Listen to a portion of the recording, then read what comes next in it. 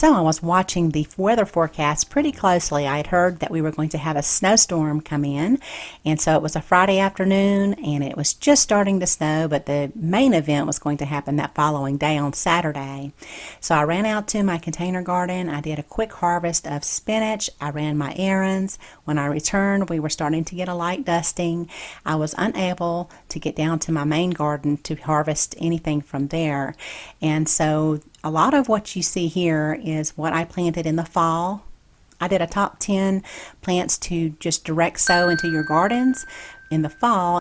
Since that time period, I've enjoyed some lettuce and carrots. I don't have those any longer, but the rest of the plants seem to be doing fine. And so a few days later, we were pretty covered up with snow.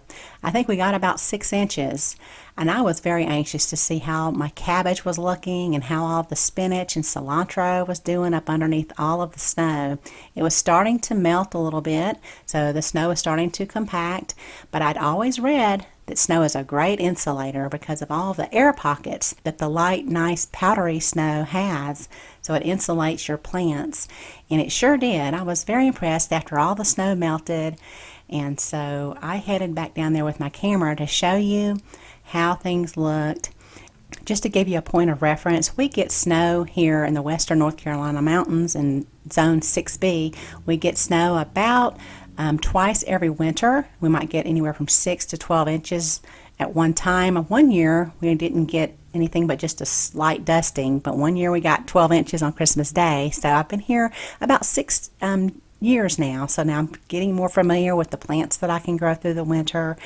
And I'm not saying that everyone can do this. If you have snow on the ground all winter, you probably can't do this, but our snow sticks around for about 5 days. It melts, and it just makes beautiful plants. It transforms that spinach into something that's wonderful and sweet, completely different than the spring spinach.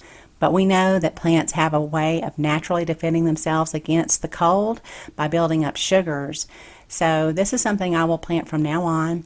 I noticed my broccoli was starting to head, and it looks like it's doing fine so far. I don't know if that will develop into anything, but I'll keep you updated. My rapini, or the broccoli rabe, some of the outside leaves had died from December, but it was still green in the center.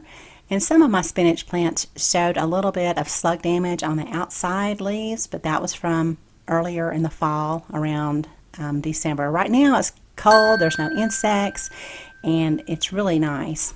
So the cilantro was doing great, and I think I briefly touched on cilantro and spinach and how they overwintered for me last year. Early in the spring, I had beautiful plants. As soon as it started to warm up, they just took off, and it was just a beautiful thing. So from now on, I will always plant spinach and cilantro and have those as my early spring crop. I started my cabbages indoors, and I showed y'all how I did that last year. So those were not direct seeded into the garden, but I always think direct seeding plants is the best way to go because it just makes life so much easier.